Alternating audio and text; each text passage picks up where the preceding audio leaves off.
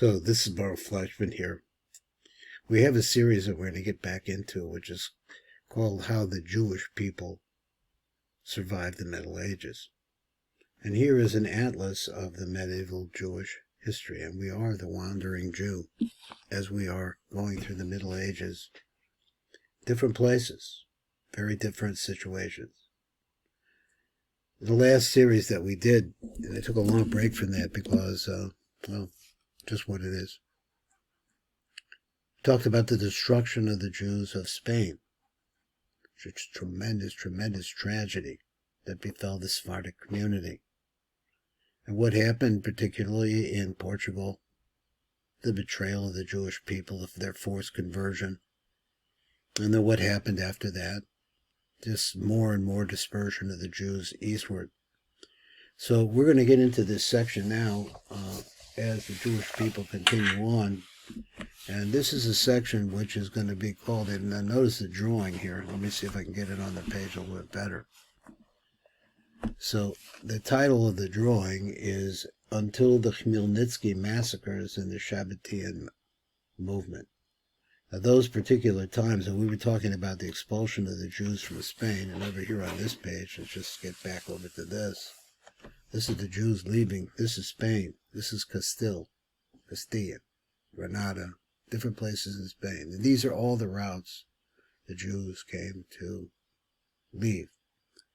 So just to sum it up, most of you see that the lines here went to Portugal. Portugal was next door. It's a very similar climate. It's all part of that same peninsula, but it's a different language group, a different perhaps variation of the ethnicity. And unfortunately what happened was a few years later that everyone was forced to become Catholic in a military society where, they were watching you. But eventually we got out. We got out, and where did we go? Well, until the time of the Khmelnytsky, which changed the landscape of Eastern Europe tremendously, and we're going to learn about it in detail. Because really, the Jewish people are like any other people. We're not going to live forever individually. But as a people, we're eternal, because our attachment ultimately is with the God of our fathers, Abraham, Isaac, and Jacob, and the Benemius, the inside of seeking that God. So that's what we do. This is a picture of where you're starting to go east. Because we had to leave the Christian world because of persecution, people went east from Spain. So we're going to start going into that. It's a picture of look at all the soldiers on the other side. I don't know exactly how you figure this, but here's the Turkish fleet, and they're going to come and attack. So that's the way of the world. Let's take a look at this. Now, first we'll take a look at the page. This is the Ottoman Empire at the height of its expansion until the year 1683. Okay, we're going to read something about that. We're going to take here that we have a picture. Let me see if I can bring this down without killing everything.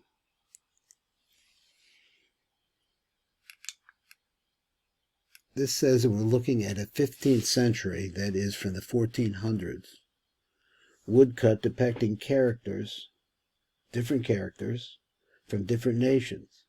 On the right is a Jew.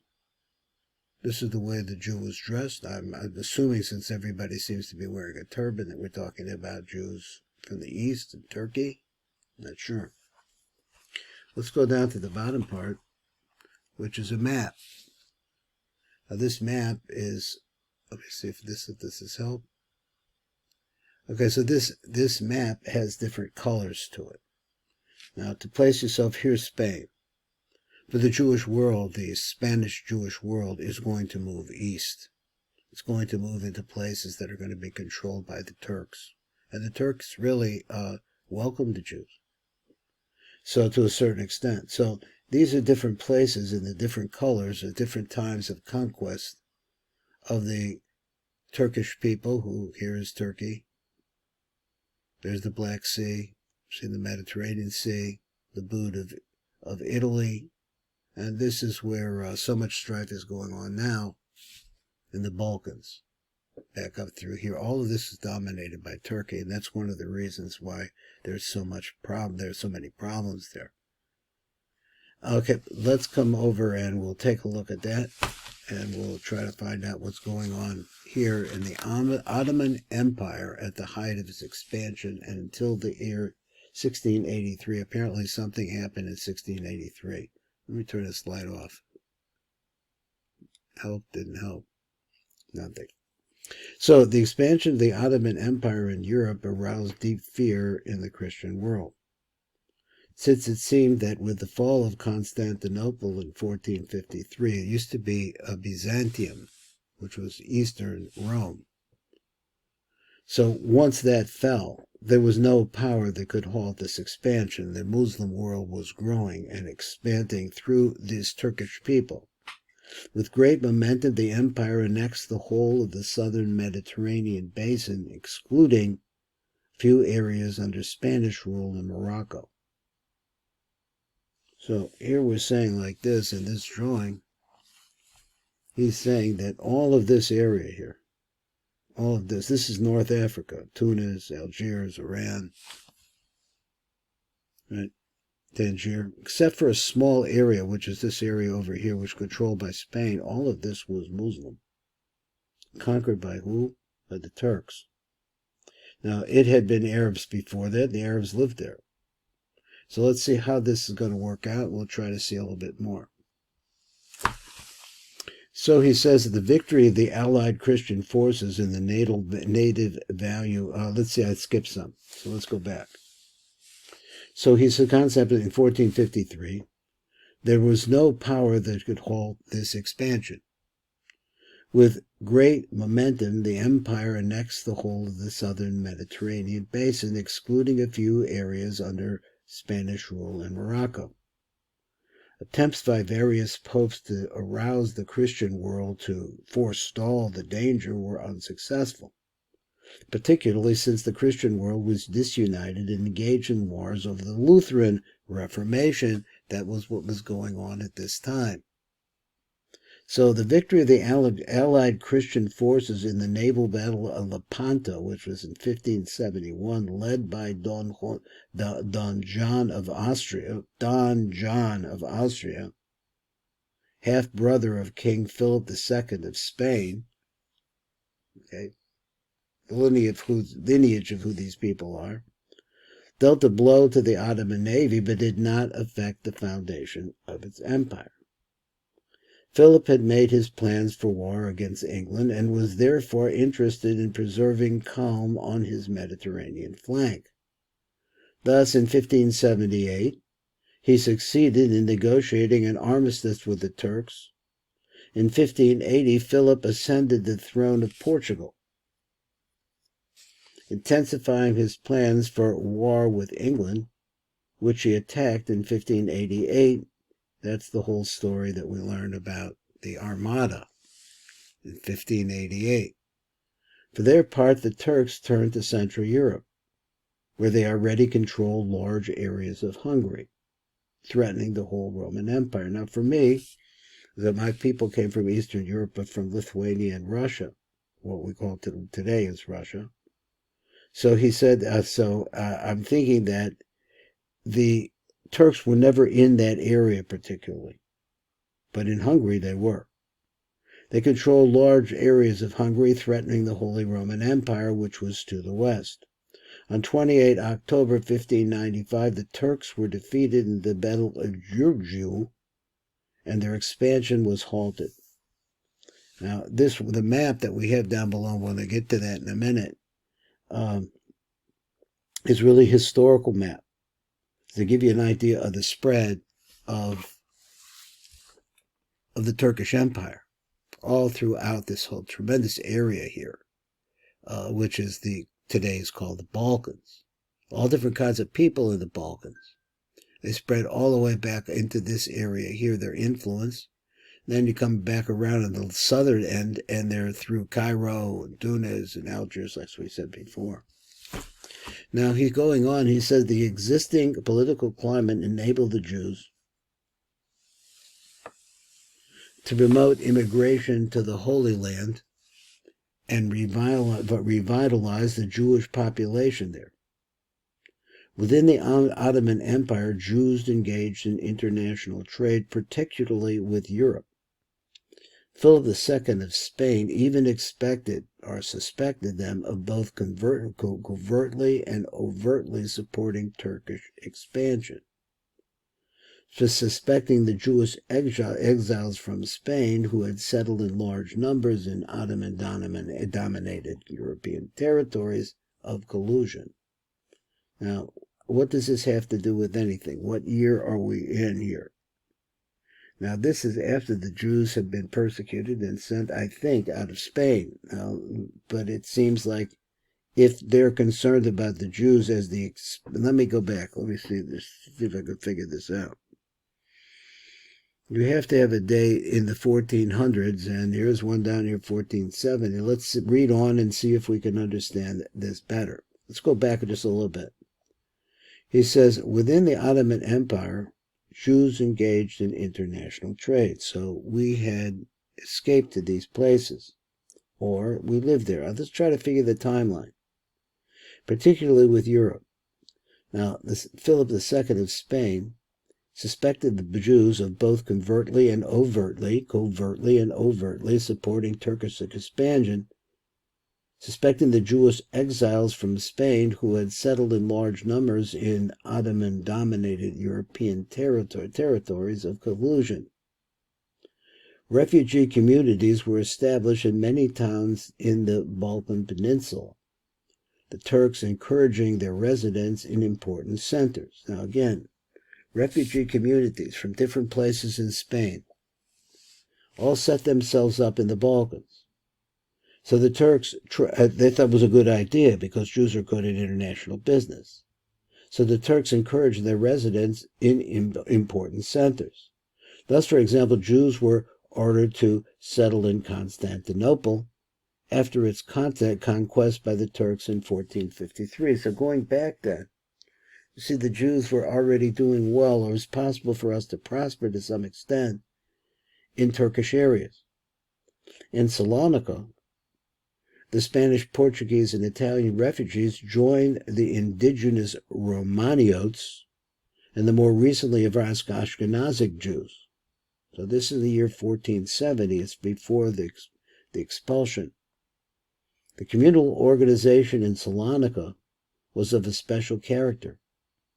Each immigrant group forming its own congregation, which is called a Kahal Kadosh, named after its native country or town. So there would be, for example, a Granada Shul.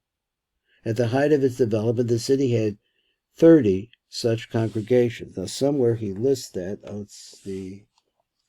It's over here on this page, which we will get to.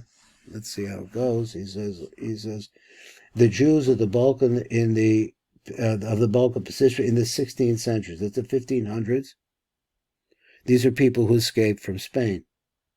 So with these are the names: Aragon, Ashkenazi, Astruk, Balichuva, Community of the Pentanin, Calabria, Castilla, Castile. After the expulsion, they did two different ones, or what? Catalonia, Catalonian Corfu, Eitz Chaim or Eitz Hadat, Evora, Ishmael, Italy, Lisbon, Okeanu or Old Anu, Majorca, Midrash, Neot Hen, Otranto, Portugal, Provence, Pugliese, Shalom, Sicily, Sicilia, the old Sicily and the new Sicily, and then Spain, the expulsion shul. These are all the different places that we set ourselves up. And that's very interesting that my great-grandfather, came from a town in Lithuania, and they came to Baltimore. And in Baltimore at the time that he came, they had these Landsmannschaften, they called it. They were actually basically ethnic groups, shuls, with people who came from your town. So this we do. This is part of so many things that Jews do. Now let's go back to the drawings, and we'll try to get through. So here we have, let me see if I can get it this way a little bit better. Let me see it better. So just to get us oriented again, we have Spain over here on the left, and Portugal is France. This is Europe. This is Western Europe, the Holy Roman Empire, being threatened by these blue colors. These different variations of this shade are different expansions of the Turkish Empire. And here we see, let's see, here is Gallipoli, might have heard of that, Constantinople, Sofia, Salonika, Lepanto, Belgrade, here's up in the Balkans. And right here, you're on the verge of the Holy Roman Empire. This is how far they got. To Kiev, wow, wrong about that. We're in Russia too. They're all over, some expansion in all of these places. Just an absolutely tremendous, tremendous power they had at that time. Now let's see if we can do a little bit here on this one. So here we have a picture of the Balkans. So let's just try to get oriented about something that we might be able to appreciate. Let me get this squared up, and this one just a little bit like that. It could help. Try to focus it. Okay, so here's the places that we've seen before.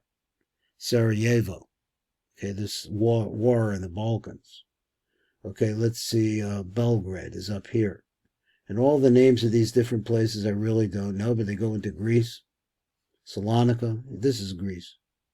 One of the places in a book that I've seen from this same teacher, Chaim Beinart, he said that the real community, that every writer is writing for some community that he wants to communicate with, and the great Yosef Karo, the author of the Mechaber, who put together the Shulchan Aruch that we use today, he was writing to a group of rabbis in Salonika. That's what he said.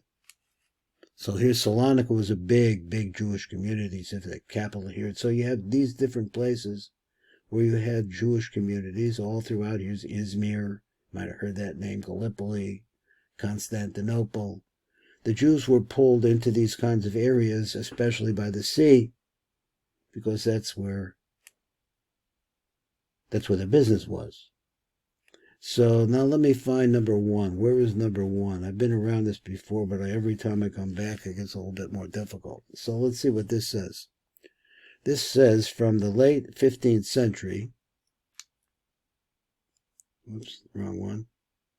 Oh, here we go. From the late 15th centuries, that's the 1492 when we were removed from Spain. Refugees arrived from Spain, Portugal, and Sicily. Sicily was controlled by the Spanish. Important communities established particularly in Salonika. So here, going back wherever we found Salonika was up here. So then let's find number two. Number two is over here.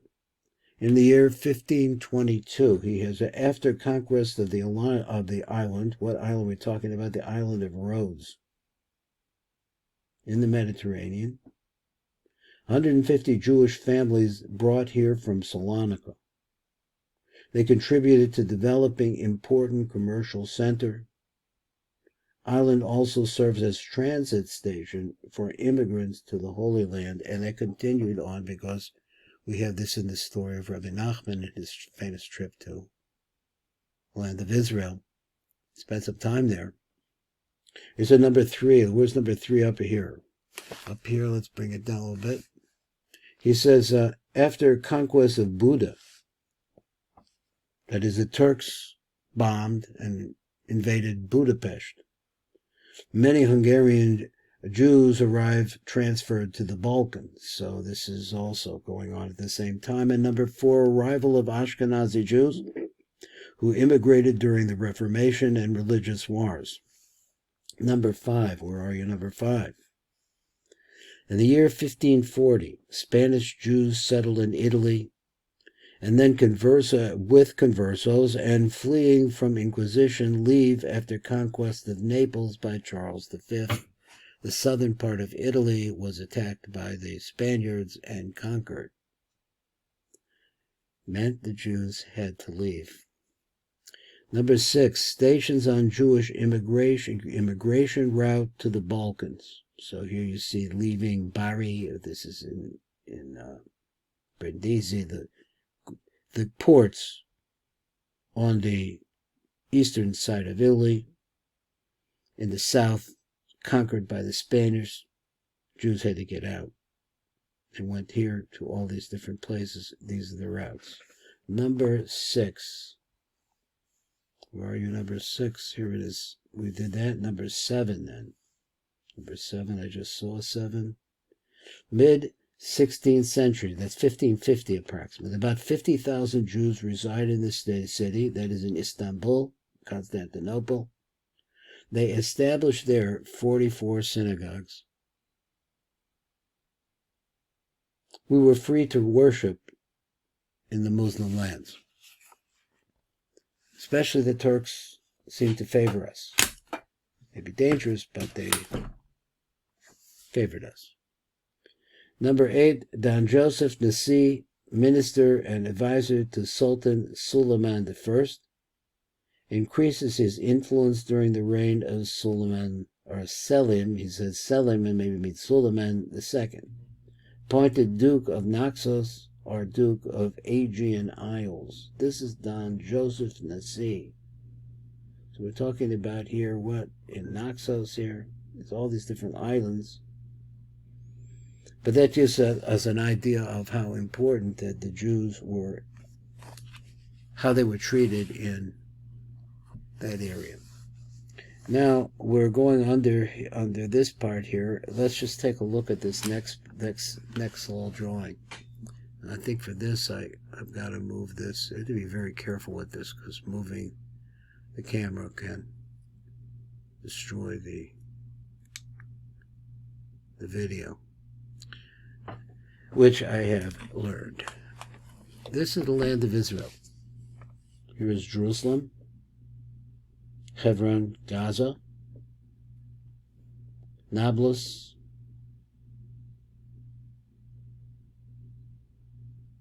Tzfat in the north, Safed. All these different villages. So let's see what he has to say here. He says that he has Palestine under Ottoman rule, the 16th century. There's a tablet that was found. This is the tombstone of someone called Samuel, the son of Yoel, the son of Yoel ibn Shwib, from the Aragonese congregation in Salonika. Moving to the next picture. So now that we know that we're dealing with these areas, let me see if I can get down closer. We might be able to read it. So we'll try to move along as we can. Number 1. In the year 1516, the Turkish Sultan Selim I conquers Palestine. Number 2. In 1522, a traveler relates of 1,570 Jews, that is 300 families, living in the city of Jerusalem in the year 1522. Now just think about different dates and different people and what people are saying about when the Jews got here and so on and so forth. Here, Tzfat, or Safed, as they say in English, becomes a major Jewish center in the country with a population, get this, of 15,000 people engaged in farming, cloth manufacture, and export of finished goods to Damascus. So basically, this area is very high. And through here is Meron, some of the places you may know. There's Tzfat, Safed's down here. So this whole area is apparently a transfer route from the north. Comes down through here because Tzfat is very high. So exactly how it works, I don't know. Tzfat becomes a major Jewish center. We said that. Now here we are now. Jews in Tzfat, Safed, live in their own quarters. In Shechem and Jerusalem in mixed quarters. 4 ethnic groups exist. There are Arabs. Now, he talks about this in depth. These are Jews who are left over in these areas from the time of the first temple. And not the first temple, the second temple, the time of the drug. They live in Syria, in different areas of they're called Arabs, native born in the land. Then they had Maghrebis. Those are people, Maghreb is Morocco.